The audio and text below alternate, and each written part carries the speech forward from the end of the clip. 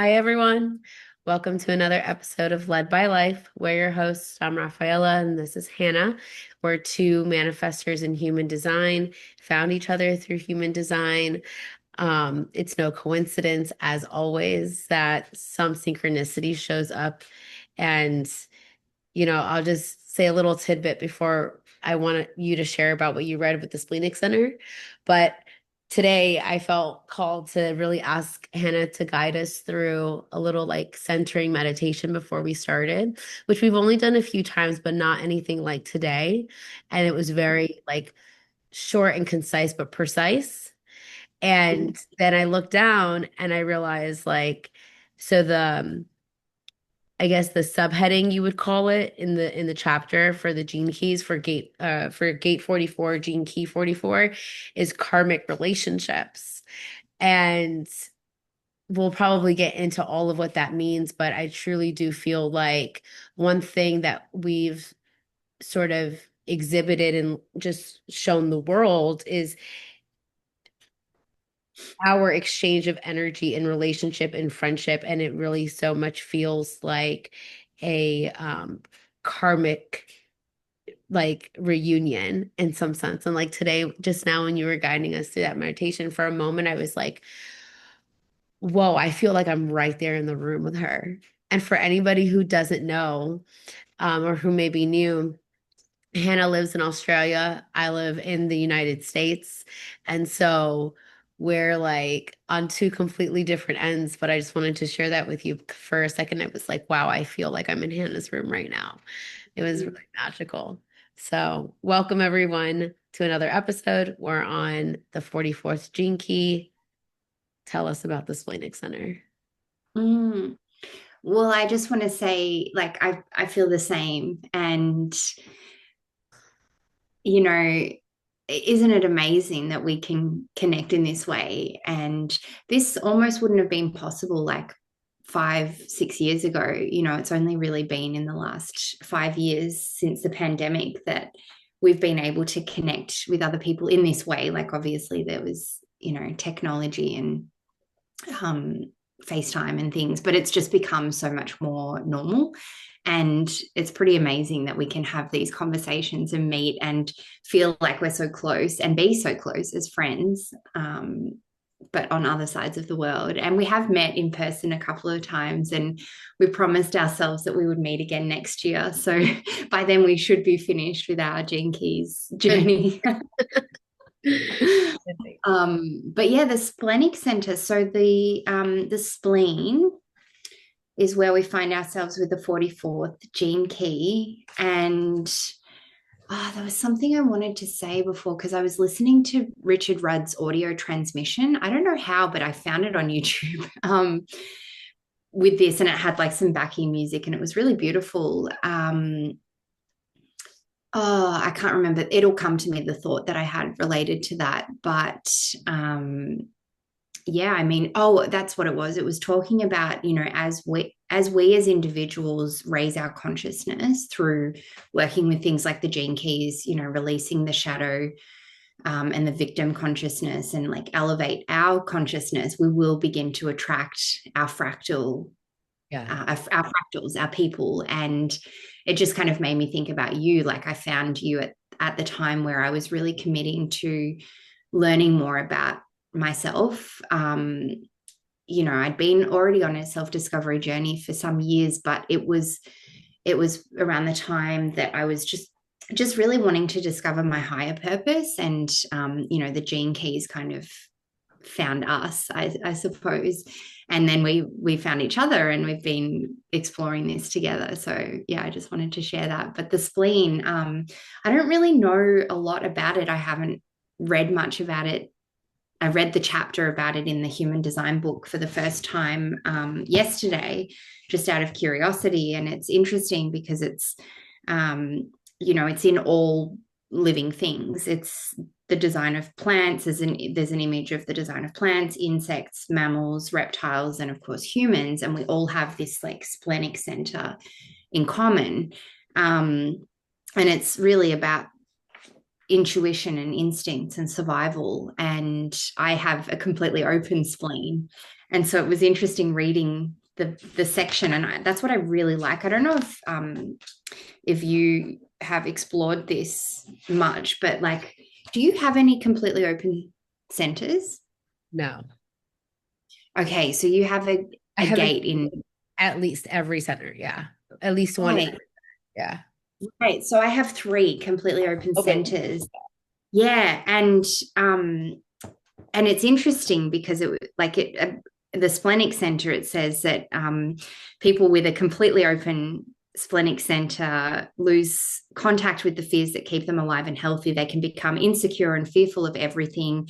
They do not know what to be afraid of, and can also become fearless to the point that they do foolish, risky, and unhealthy things. And I suppose that's kind of like the repressive and the reactive.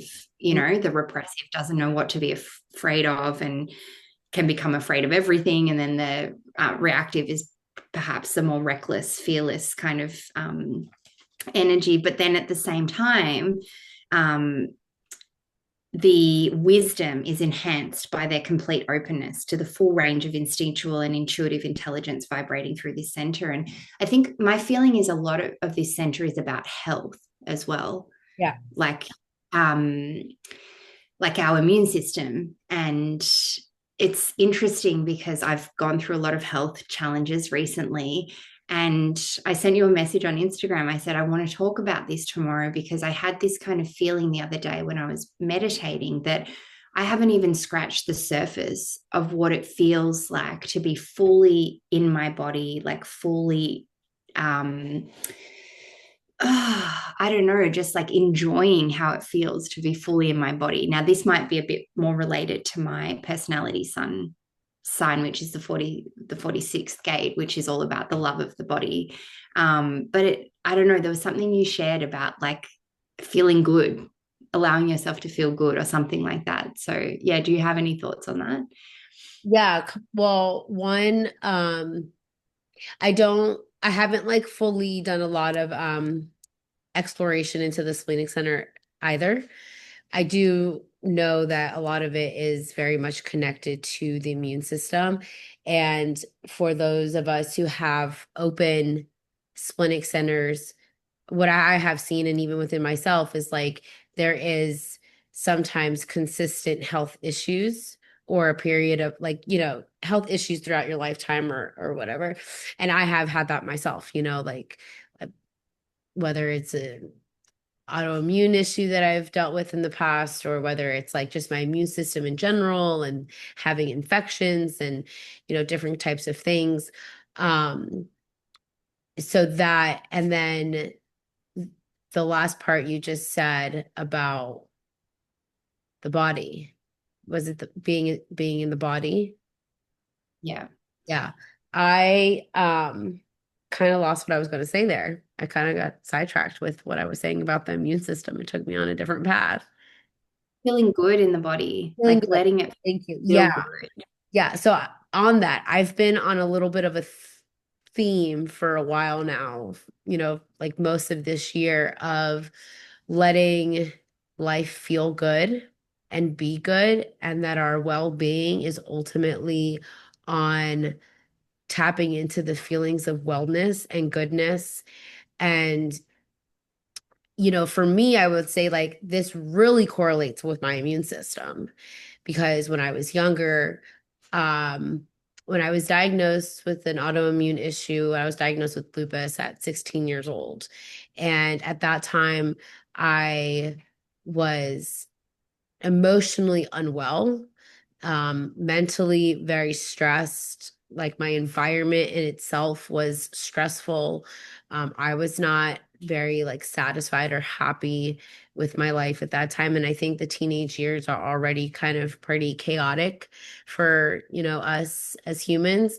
And so it was like a lot happening all at once. And I think I spoke about this. I did speak about this recently, like on an Instagram post, but after being diagnosed, I went through treatments for a while, was in therapy for a little bit, and this experience really sort of like propelled me into this.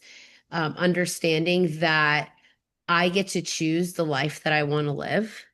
And don't get me wrong, and I've even said it like in that post that I made not too long ago, that I've also gone to an extreme on like needing to make my life be perfect or in all the constraints that are going to be ideal for me, right? And that it's kind of limited me in some ways, but ultimately I do have a belief and understanding from that experience that my happiness, my joy, and my peace is all of my choosing. And from there, now having a better balance on it and not maybe overcompensating in one way or the other, I've recognized that like the goodness is also like equivalent to like my health, and my health is equivalent to my goodness, and like allowing myself to experience that. And I think that I've had to go through a lot of shedding and releasing and some healing and some not ideal experiences and times and processes, but right now I'm at this point in my life where I'm realizing like, and I said this recently out loud to some people, was that like I've been a sad girl like Mm. for a long time in my life. And I wouldn't say, because I know the Splenic Center is also like related to a lot of fear. And I've never really seen myself of like being a fearful person. Um, but obviously I have my own, right? And I'm sure there's at the root of, as we learned with the gene keys, like at the root of everything there seems to be an underlying fear of something, right? In each shadow. So to that degree, like I'll just say that, right? um but what I've been recognizing is that really like how much I take care and of like my rest and my replenishment, and how like that in correlation to work and doing. Because I think Mm. here there's also like a little bit of an energetic of rest and work. What I was kind of like reading on the whole channel itself, right? Mm. We'll get into that, the 4426. Well, it's connected to the heart, and the heart needs the ego center. The heart needs Right. rest. It And works to rest. it Yeah. works to rest, and it also like Mm. has the will to go. And then the spleen also needs, time to rest. And it's, this back and forth balance. But anyway, I've recognized recently that for me, like a lot of my well-being does come from the ability to let life be good and Mm. experience wellness and goodness and joy. And um I mean, it's been such a practice. I talk about it probably a little like effortlessly right now, but it's because I'm still very much in that state and I've been feeling it a lot lately. And so I think I can speak clear to how I have this in my physical body and how it relates to my immune system. And I will say that most recently, um, I mean, last year I did a breathwork training, and I might have shared that in the podcast during some of our episodes. I did the same training again this year, just a couple weeks ago, which was absolutely magical. After last year's training, I came down with another case of pneumonia. Mm. And since healing from that last spring-ish, summer, I have been like relatively the most healthy I have felt in my body since then. And now since then I've had moments where I've gotten like some colds, some sicknesses or whatever, but I've bounced back so much quicker, and Mm. symptoms have alleviated so much faster than ever before. And, Mm. if anybody's ever done or has heard of like integrative breath work, I truly believe like it just changes your entire body with repeated practice. And so I think a lot of that has to do with that for sure for me. Um, and I mean, you do a lot of release. So I can imagine my splenic center is like constantly Mm. a little bit during these sessions. But I think that's my take on like the body and the spleen center Mm. feeling good. Yeah, and releasing in your other open centers, I would imagine as well, like releasing stored emotions, because we both have undefined well, I have an open emotional center, you have an undefined emotional center, open sacral, and I think it's interesting.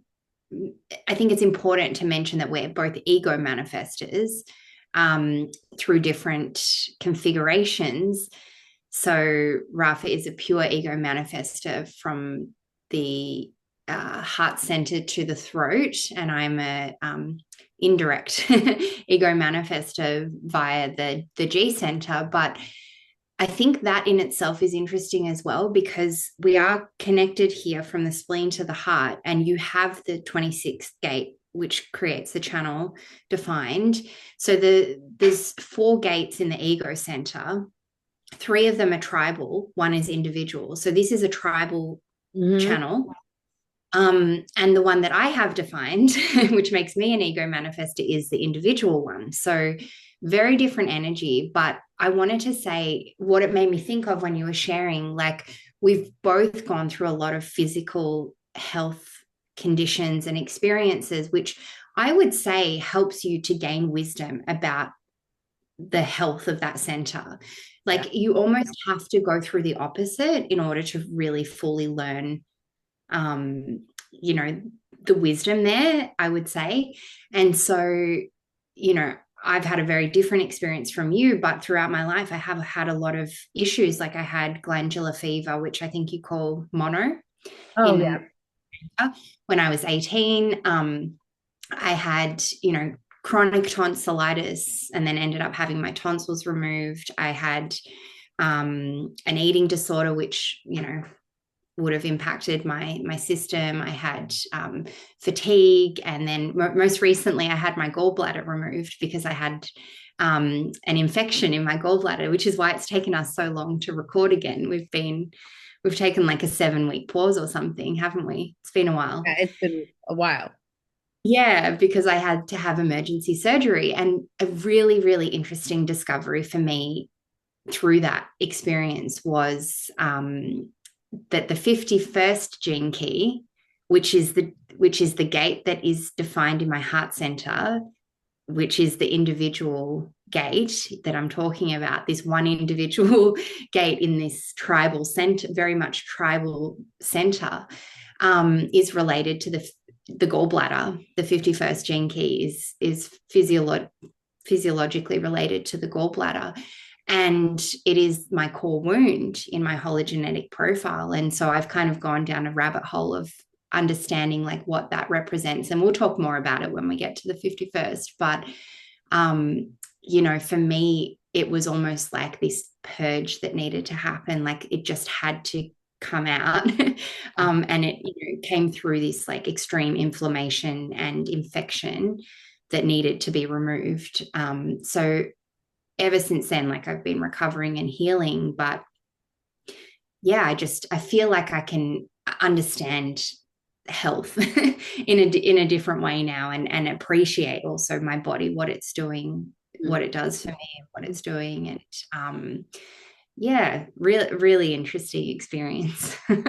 Well, I feel like when we can, as we continue to progress through this journey, and we've obviously repeat certain aspects of our chart multiple times, we have, but each time it's like, as we continue with each one, I see how it layers a little deeper.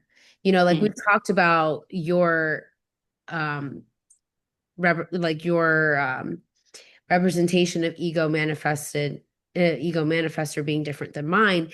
But with your explanation just now, it's sort of like, and maybe it's because we're at the 44th and it is so much tribal.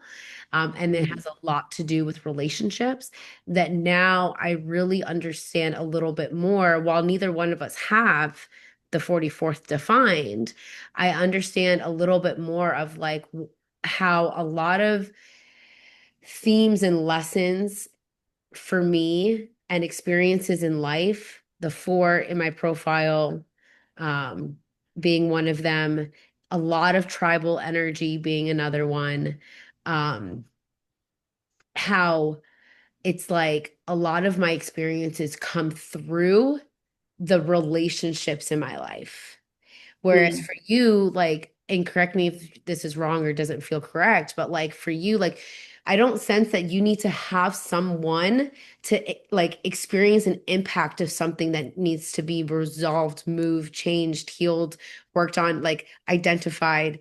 Like it really, I'm understanding so much more of what it means for you to have an individual process. Whereas for Yeah. me, like obviously we have all of it, right? We are all of it together, but also like I'm just noticing how there's a little bit of a difference here. And I think that that's the beautiful thing for anybody listening, it's like Hannah's experience with her human design and energetic constitution and mine, while have similarities, yet are so different. And when you get in like conversation with people and you kind of go down the wormhole of like what all of this means, I Mm. feel like I get to start to understand you on such a deeper level. Yeah. Yeah. And isn't that like true, like intimacy in relationships is just seeing the other person for who they are and like loving and accepting them fully. And, also, and I've said this before, I'm learning so much about my manifestor power through our relationship because I witness you as this pure manifester, just like speaking your heart, speaking your truth, going out and making things happen. And I'm just like, wow, like I can do that too.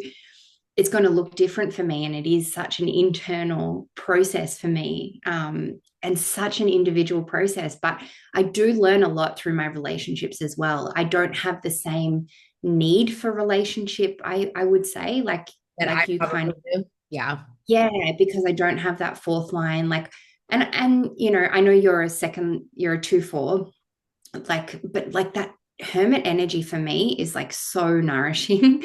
um, you know, anyway, it's different. It's a different experience, but it's not to say that I don't need other people, and it's not to say that I don't like deeply value my relationships. But I've kind of shared this with you before. There's also been a lot of sadness for me in that I haven't had those deep friendships that have lasted and that have, I felt like I've had found my people apart from, my husband and you really. I i have still felt like a lot of my relationships are lacking that kind of depth and that, and then for me, my journey is recognizing that I don't necessarily need that from other people. I can self-source that from within, and I get to experience beautiful relationships, but it's not from a place of like needing something to validate my sense of self, because that, as the self manifested, like, you know, ego and G center and throat configuration, like for me, I'm realizing is just that's who I am. Like it's all coming. And I said this to you the other day. I think I said that like my biggest lesson recently has been learning to like find everything that I feel like I desire and want, like finding that within myself first, Mhm. and then letting life reflect it back to me. Mhm. Yeah. And why I like said synchronistic of like the 44th is because on that same kind of theme, like I have been experiencing quite the unraveling of relationship in my life right now and all kinds of relationships. And, you know, a lot of sort of what I was picking up on from this gene key was really is just of how we can repeat patterns within our dynamics with others, or Mm. as we move it closer to the gift, then we sort of start to gravitate towards call in or get called to relationships that experience the same sort of frequency, right? That higher frequency. And I feel like it's literally happening in real time for me right now. Um, and but it's hard. I think that I want to just say that. Like, it's hard because part of this has also activated a lot of my not feelings of loneliness per se, but this feeling of like aloneness, which, you and I have talked about because we've already probably hit two of the gates, I think.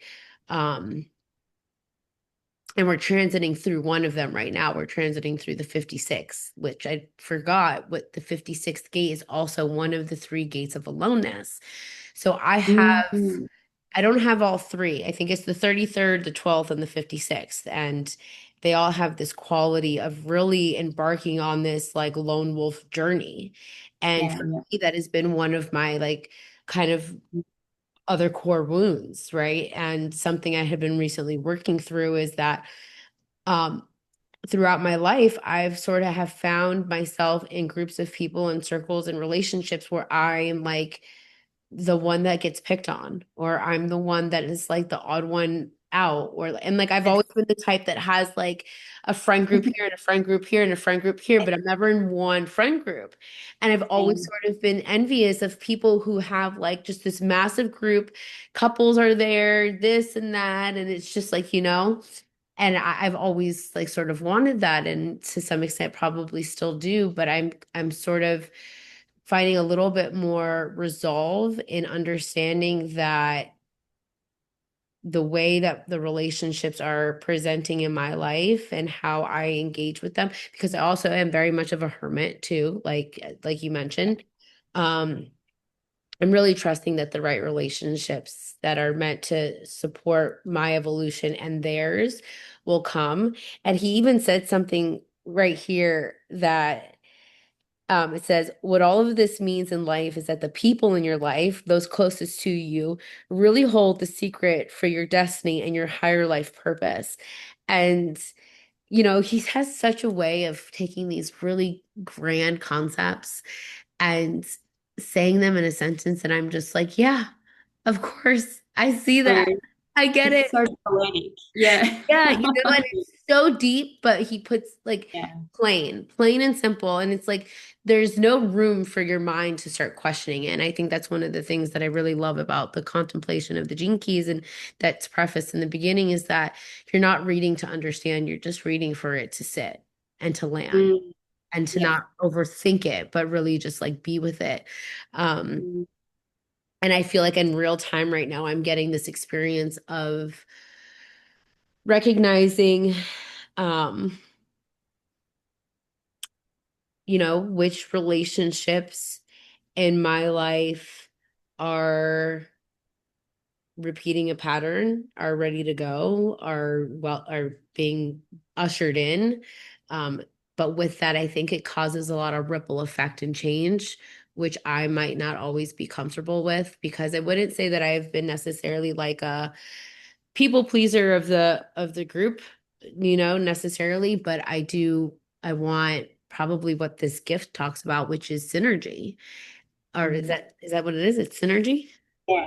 Yeah, I think so. Or Yeah, is that the that's the Siddhi. The gift is teamwork, which I teamwork? Yeah. also very much relate to. Like I don't have the 44, but I have the 26. And again, I have a lot of tribal energy. So to some extent, like I can feel this energy. And even in the human design book, the 26th is the gate of like the salesman or the showsman or the um entrepreneurish kind of gate.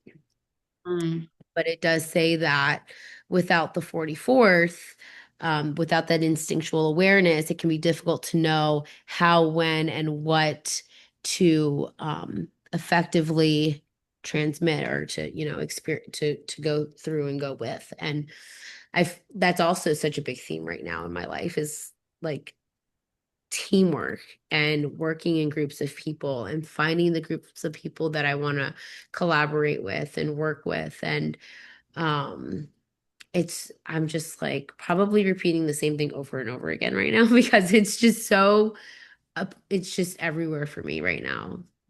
Mm. Yeah. It makes a lot of sense to me that it would be showing up for you in your you know, close relationships, in-person relationships, work relationships, like intimate relationships. It makes a lot of sense to me. And A couple of things came up for me. The resistance I think that we feel to when life is almost pushing, moving relationships or making changes in relationships.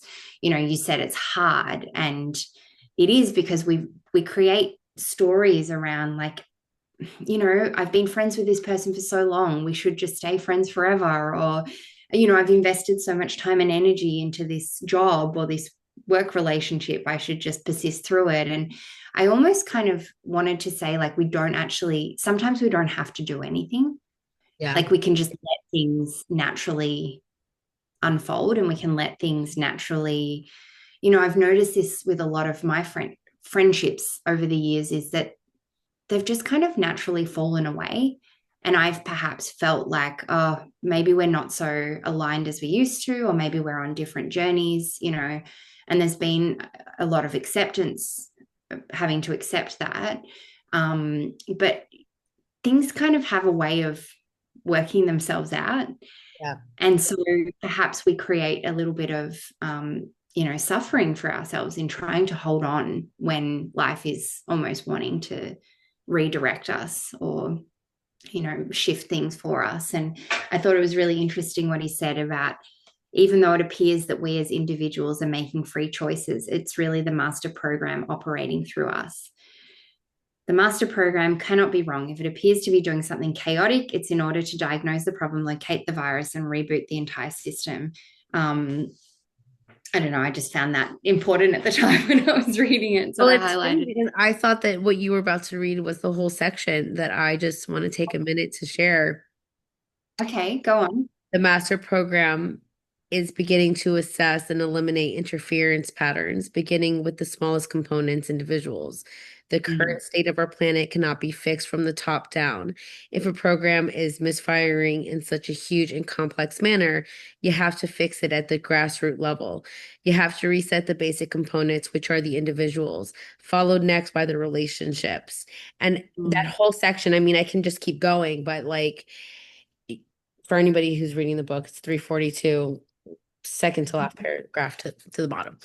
So you can go find it yourself. But I had to just point that out because, you know, like you probably, obviously, Hannah knows a bit about my life that's all kind of unfolding and happening right now.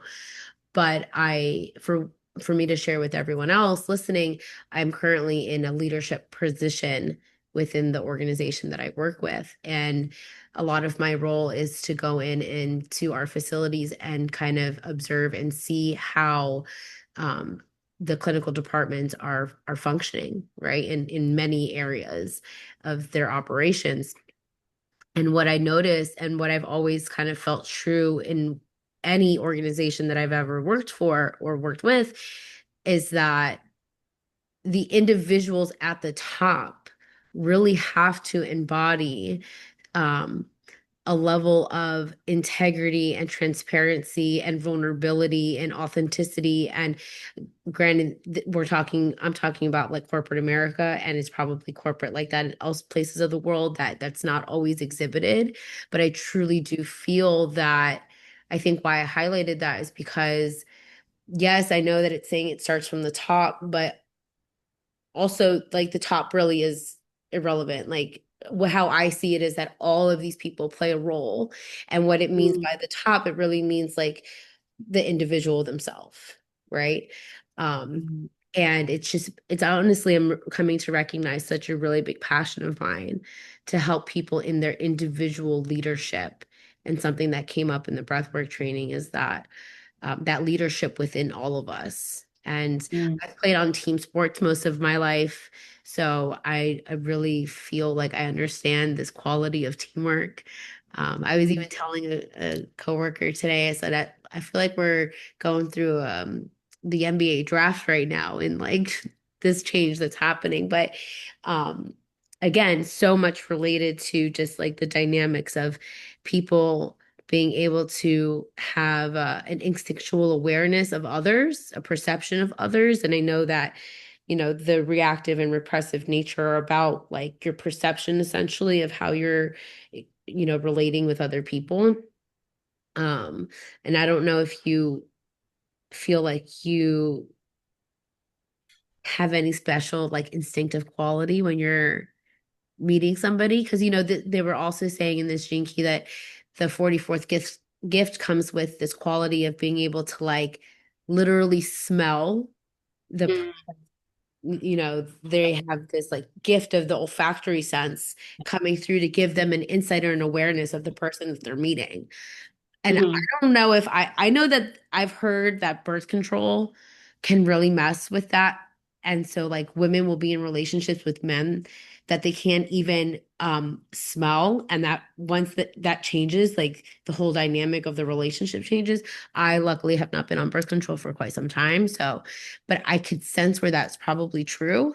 But I don't know if you feel like you experience any of that or something similar. Yeah, completely my experience. I was on birth control for a long time. And then when in a previous marriage, when I wanted to, when we were planning to get pregnant, I went off and, it's no surprise to me that after that, and then I lost a pregnancy all through that experience, you know, it was very obvious to me that this was not my person. This was not the right relationship for me. And, perhaps that intuitive knowing was suppressed for a long time. Who knows? Hormonally,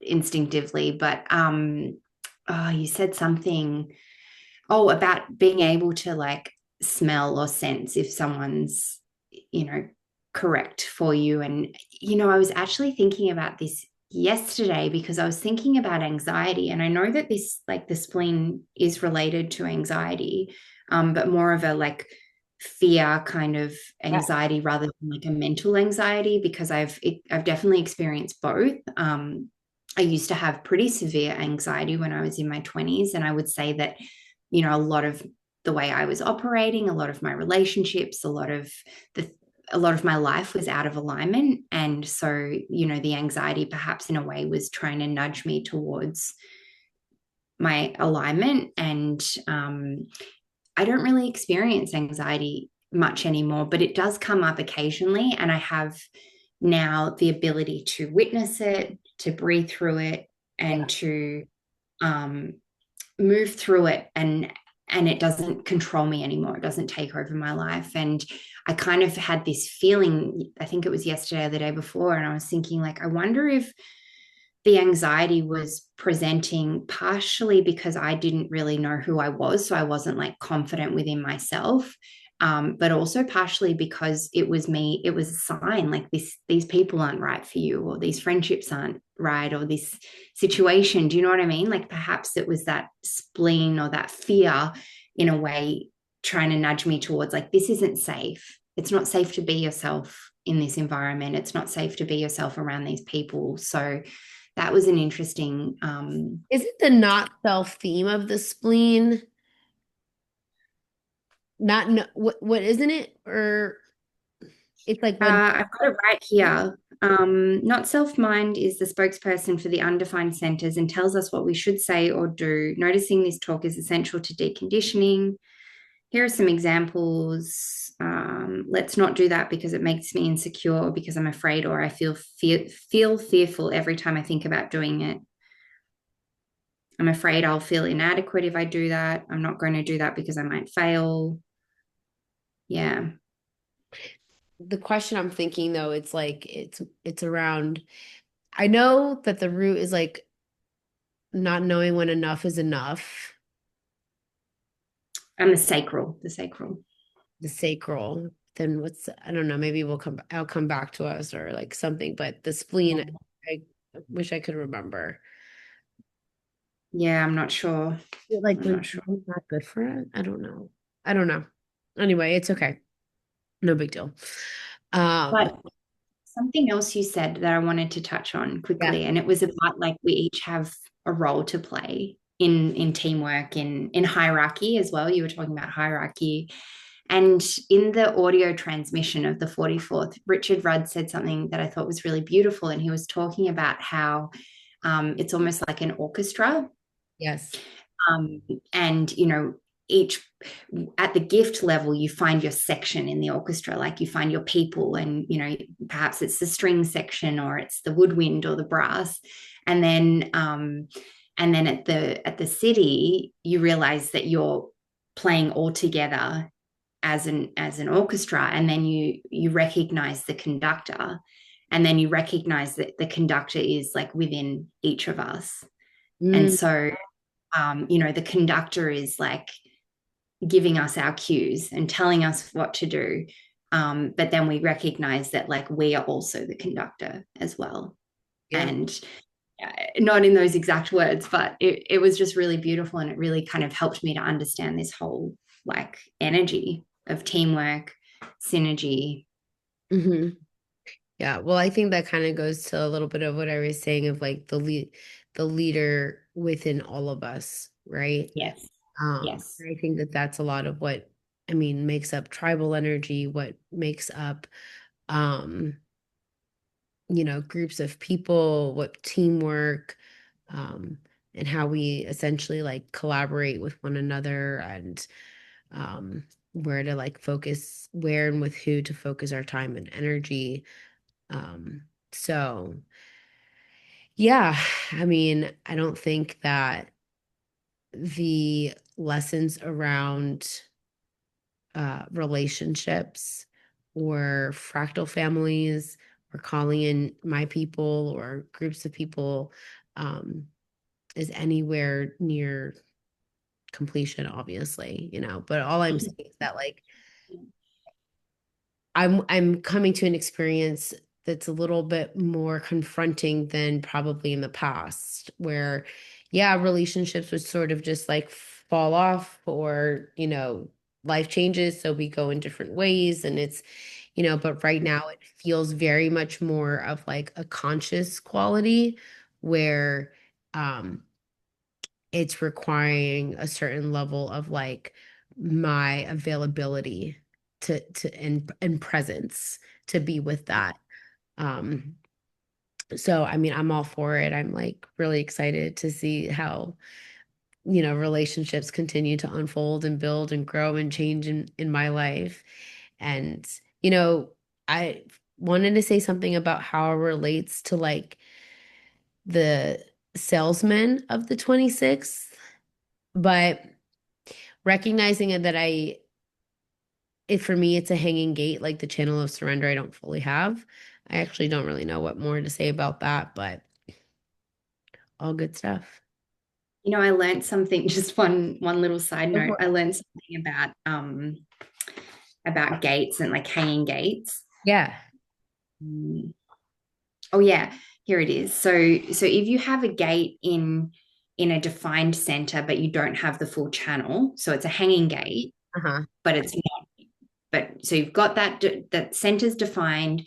So the 26th for you Yeah. don't have the full channel, but you've got the defined ego center and you've got the 26th. So the 26th is what's called an active gate, because you are kind of filtering not only like you've already got the defined energy of the heart center and that channel of the, is it 20, what is it, 2145 that you've also got this 26th active gate. So you've got like, I guess, let me just quickly read that active gate. Mm-mm-mm.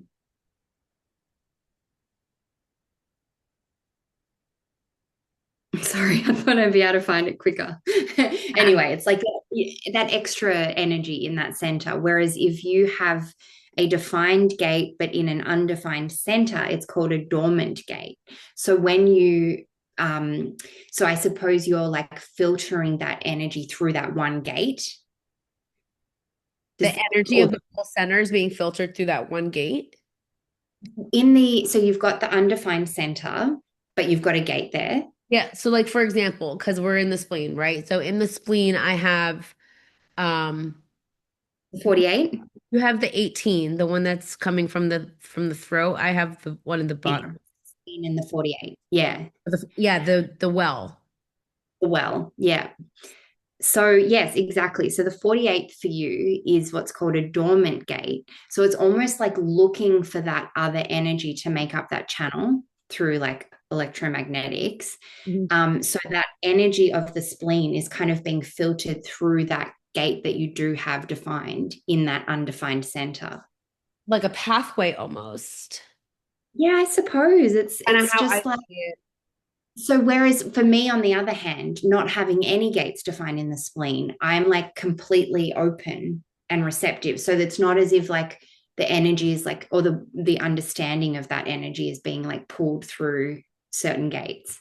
This Mhm. is my like understanding of what I read. It was Well, in you read this section, the defined, undefined, and completely open centers. But it's interesting. it sort of makes sense because when I think about like,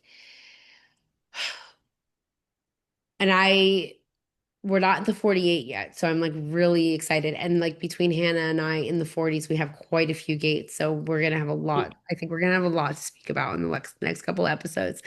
We might have to like time ourselves just in case we go down. Yeah. Um, but it would make sense, and I have two defined in the spleen center. I have the one on the opposite end of the 48th, but um, which I Yeah. think is it the 56th or 18? no, it's anyway. So like but my point is that given that this is like a center around immune system and around fear and um I don't even really want to speak too much about like the instinct Mm. part. When I am confronted with fears, I go all the way. Like it's the download that comes and the processing that happens goes literally, I see it through the well for the Mm. most of it. Like, and the depth of the well is, just deep and it Mm. goes. And most Yeah. times when I'm in a moment of processing like a fear in my life, it it's very deep and it's very intense and it's Mm. just so rapid. It happens usually. So I'm curious because now I'm even seeing it with like so in my sacral center, I only have the fifth and Mm. it feels everything around the sacral center for me feels really It's like repetitive. concentrated in Yeah, that gate. yeah. Yeah. I can see that flavoring, that whole because it's Yeah. the way I see it, why I said pathway, it's because like it almost feels like when it's open that this is sort of like the exit of this highway. So the whole Mm. center is the highway, and this is the exit for all of that energy to come off at, is how I'm seeing Right. it now. Right. Yeah. It's like concentrated. And I feel like I asked this question in our circuitry workshop because I have like six gates or something defined in my root center, but it's an undefined center. And so I remember like learning about the different energies of the different centers and being like, what does that mean? To have so many gates, like so much access to this energy, but coming from an Yeah, inconsistent I remember that. center. Yeah, it's really interesting. But it makes us who we are. Like I have a lot of drive, I have a lot of ambition, I have, a lot of starting energy, all these different like gates. The gate of the fighter. Like there's all this energy that I do have. It's a part of me, but it's coming from this like inconsistent Yeah. space Well, and source. I've been thinking about this a little bit too recently, and just because of the experiences I've been having, but um, like my head center is an open head center, but it is the only three gate. It only has three gates. Yes. All three gates of mine are They're all defined. defined. I think that's what made me ask the question because I remember being like, well, why doesn't Rafa have a defined head center? Like she's got three. It doesn't make sense, but it's because it's Yeah. not connected. It doesn't have the channel. Yeah. Um, yeah. So interesting. Oh, I feel like we can just keep going and going. But nonetheless, I think that the journey of the gene keys and human design have definitely brought our relationship, like the fractal family here that we have. So I'm very grateful for it. And yeah, Thank you. thank you. All right, Thank everyone. you. Till next time.